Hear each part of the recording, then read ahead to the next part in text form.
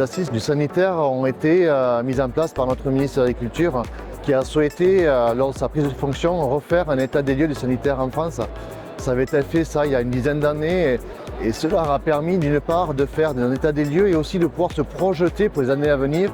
Donc la première chose que j'ai souhaité communiquer, c'est d'être très prudent quand on parle de sanitaire et de déstabiliser ce qui existe déjà.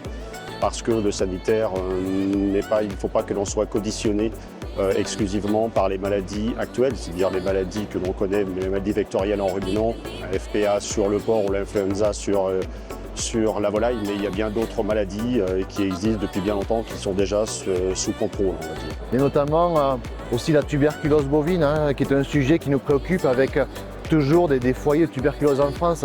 Et surtout, ne perdons pas notre statut indemne de pays atteint de tuberculose, parce que tout simplement, si nous basculons, le commerce sera beaucoup plus compliqué demain à réaliser. Pour toute maladie, il me semble qu'il faut avant tout définir les objectifs que nous fixons sur cette maladie. Exemple, soit éradication, soit on vit avec, et quelque part, soit on lutte contre le virus, on lutte contre l'effet du virus, contre la clinique. Races de France, c'est la fédération qui rassemble l'ensemble des organismes de sélection de France, donc qui est là aussi pour préserver ce qu'on appelle les cheptels souches. Ce sont nous qui créons le progrès génétique en grande partie et qui après le mettons à disposition de l'ensemble des éleveurs français.